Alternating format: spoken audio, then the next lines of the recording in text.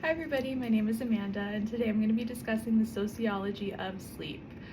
Quick question, who stayed up way too late last night, whether it was scrolling through TikTok, relaxing, or studying for a test?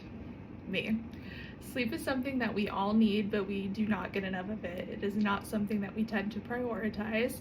And what's interesting is that sleep is not just biological, it's shaped by many different factors, including our social lives, our routines, and even our culture. And that's what I'm going to be discussing today.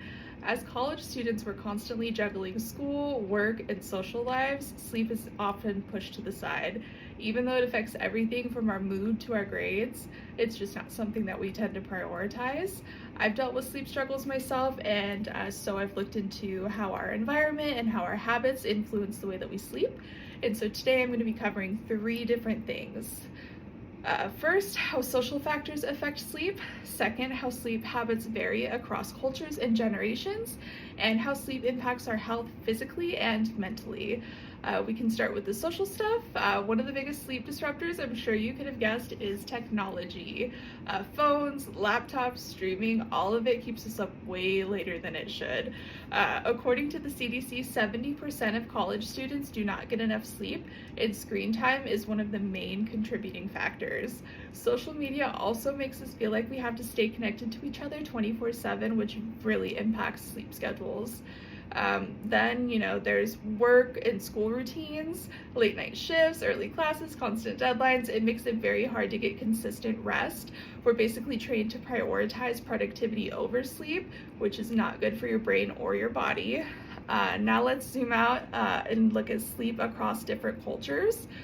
For example, in Spain, people take siestas, naps in the middle of the day, and it is totally normal. Nobody thinks twice about it. In Japan, napping at work is actually seen as a sign of dedication. Meanwhile, here in the US, we tend to see sleep as something we squeeze in when we're done with anything and everything else. Generationally, there is differences in sleep as well. Gen Z tends to sleep later, partially due to digital habits as well as flexible schedules, while older generations usually have more consistent routines and tend to prioritize sleep more. So what does that mean for our health? Physically, sleep affects everything. It affects your metabolism, your immune system, as well as your heart health. The American Psychological Association says that sleep is essential for recovery as well as energy. Without it, you're more likely to get sick, gain weight, and just overall be exhausted and not feel well. Mentally, sleep is just as important. Poor sleep increases anxiety, depression, and stress levels.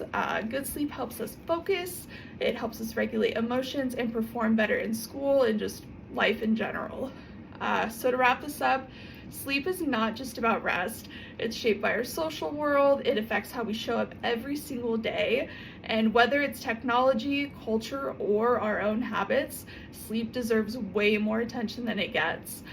Next time you're tempted to stay up late, just remember sleep is a form of self-care, and taking care of yourself is the best way to succeed in college as well as in life. Thank you all for listening today.